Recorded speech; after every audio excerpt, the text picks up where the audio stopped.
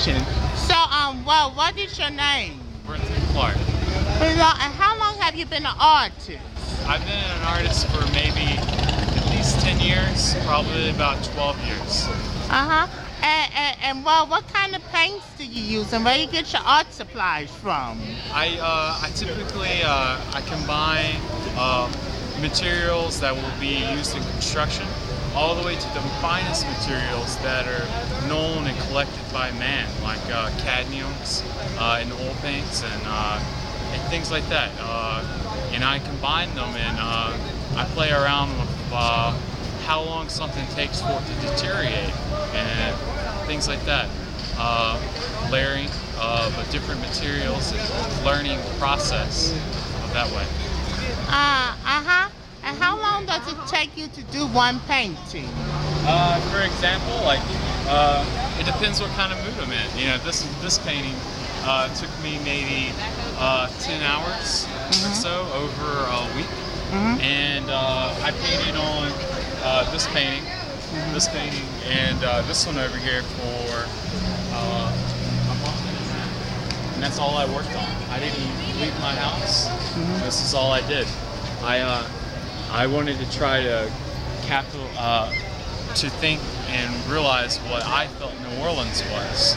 New Orleans is about this river, which is what this painting symbolizes, is a painting at the river at rest during the morning, and then you have Jackson Square, where you have these beautiful oak trees, and what I'm trying to do is capture, you see the green underneath, and then when you look up at night, you'll see a kind of a purple light sky, and that's where all these little purple dots are. And all the foliage is a fall color, because that's what I was working with. And this one was the people in New Orleans. When they come here, they're just different. Everyone's different. Everyone accepts everyone, and I love that fact. That's why I live here. You know, I love the feeling that when you come to New Orleans, you're accepted.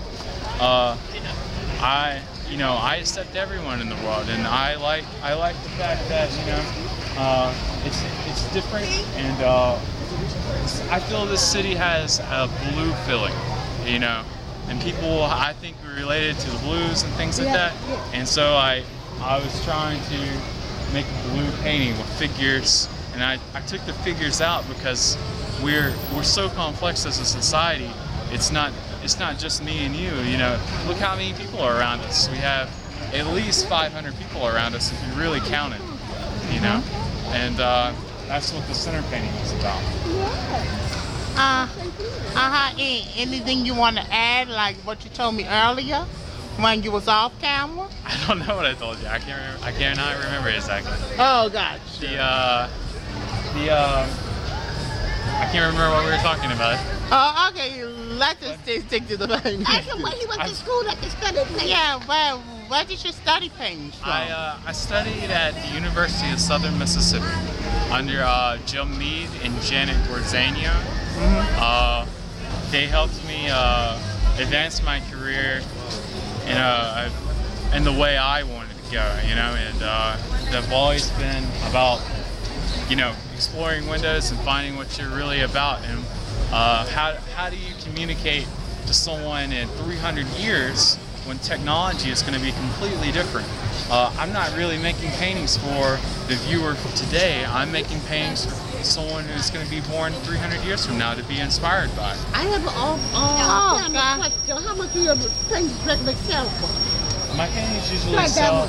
This one, I've sold these kind of things for $1,800 to I think I've seen it offices. I may have tried to get a job into your God. I think I see something like that. I didn't know that. Oh yeah.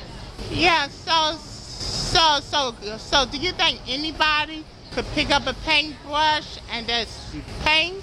Or is it that easy, or is there more to it?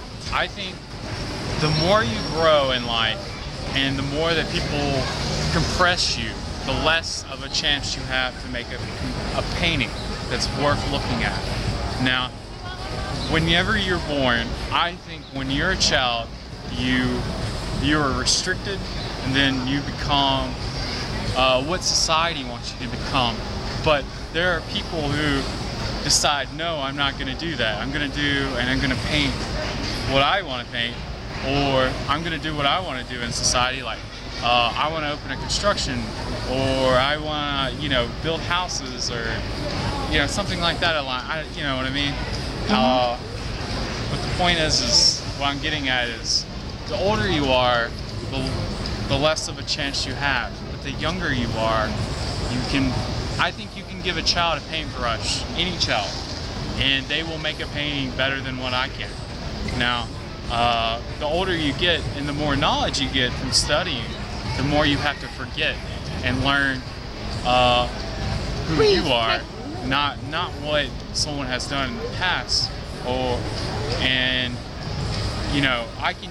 I use other artists that I explore and I find interesting, like Monet, Kandinsky, people on the lines of that, and I'm inspired by them, and they get me pumped up, just like watching a action movie or something like that. And it's just like, wow, I'm gonna go paint. I want to be someone famous. I want to do something. I want to do something that someone looks at in 200 years and has that same feeling that painting gave me. So, do you think artists all around us in our everyday lives, like for example, video games? Do I play video games? Yeah.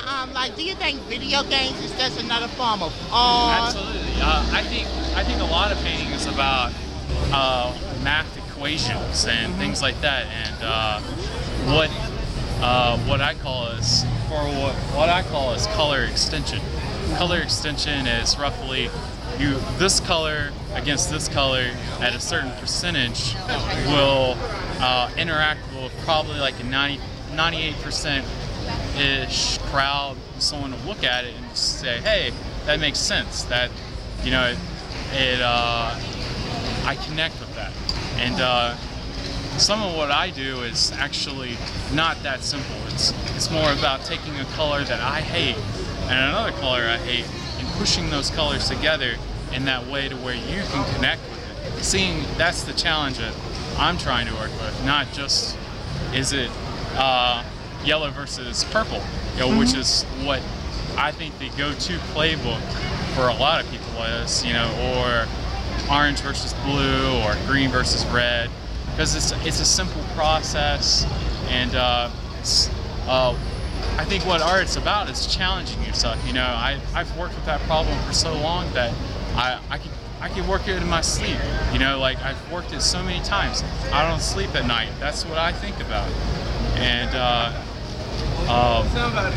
I've come to the point now that where I like to take the idea of colors that I dislike or at random and trying to push them together for unity and contrast. And my last question is it true what they say about starving artists? This is not an easy business to be in.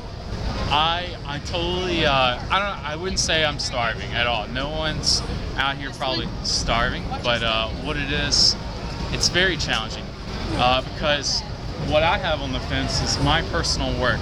All right, this is just like armor, and when someone comes by and they're like, hey, I could do that, I could paint that, and I'm like all excited, and that's fine with me, I'm great. But when someone, you'll also have people who are the opposite. They're negative and, just like, oh, that shouldn't even be on the fence. You're gonna have a negative feedback and a positive feedback, but again, that's why I think the term starving artist appeared, because it makes you to where like you're just like it makes you what's the words I'm trying to say, like socially awkward, or socially just anxiety. You come out here and you feel like I'm in a boxing match. Sometimes you'll feel afraid to come out here and you need rent, or you don't need rent, and it's not always the case. You'll have usually one or two people who really like your work, and they'll come back, and at first you'll definitely definitely be a struggle, just like any other business or any ideas.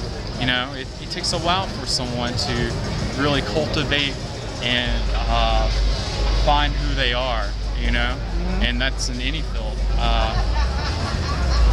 I would say working with painting, it takes 10,000 hours or something along the lines of that amount of work to actually make something to where everyone is stopping and you can't just talk to one person, you know? And that's just taking one idea and focusing it.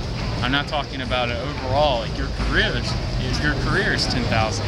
I'm saying taking one idea and spending that long on it. And you mentioned video games earlier, and that's another idea. Is, you know, like people play video games for as our culture grows. I see that business being where all art is going to probably end up going, because it's a social aspect.